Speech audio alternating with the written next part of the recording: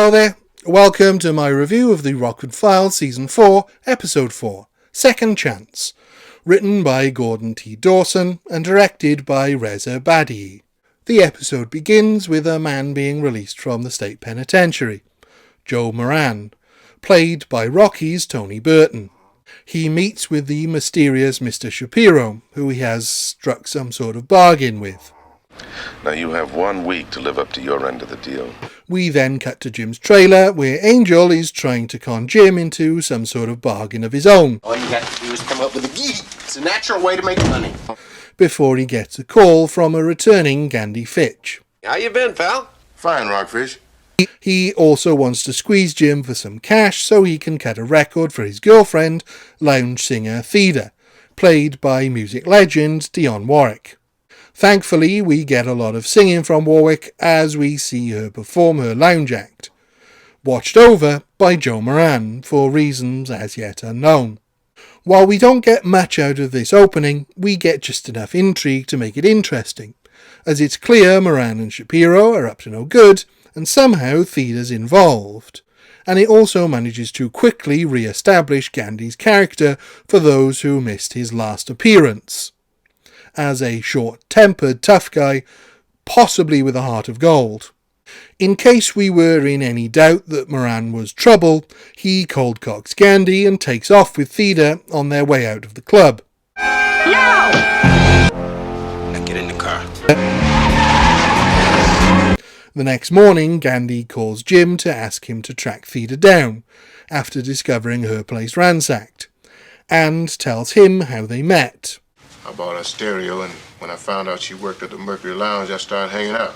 While doing so, Jim discovers a record that Theda recorded with none other than Joe Moran, under the name Theda Moran. Jim finds out from Dennis that Moran was recently released on parole after serving 5 years for murder. Hey, Fred, you know you could beat murder 1 in 5 now? But Dennis refuses to give up Moran's address, so Jim has to con the details out of Moran's parole officer. Zachary Lyons Jr., but you can call me Zach. Everybody does. What's fascinating about this encounter is that under the guise of a music producer, Jim says that Joe and Theda could be the next Ike and Tina. While that couple in real life did divorce in '78 when this episode was made, Ike's abuse of Tina wasn't made public until 3 years later, meaning Moran's violent nature was not an allusion to Ike and Tina's relationship. Jim finds out Moran is working at Shapiro's linen supply, but we can be pretty sure he's doing more for Shapiro than folding sheets. Jim's able to get Moran's address from Shapiro's, but not without Shapiro finding out. There's a guy in a brown check sport jacket going out the west end of the plant. Get on him. Accosted by Shapiro's goons, Jim manages to shake them in another imaginative way, and now that he knows he's onto something bigger than a simple domestic.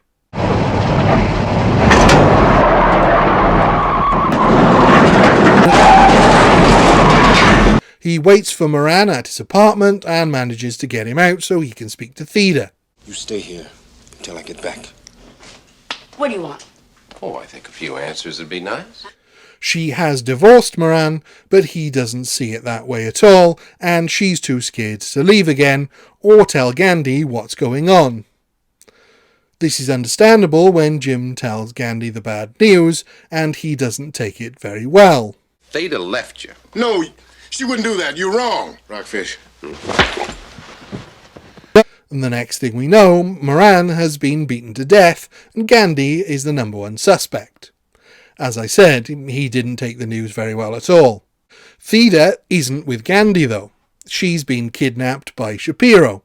Jim finds Gandhi at Theda's, and when Gandhi reveals that he has the stereo Moran was looking for, Jim starts to put a few things together. Well, maybe Joe hid something in it before he went to prison. Finding poker chips and a poker chip forging kit in the back of Gandhi's stereo, he thinks he's got the full picture of what was really going on here.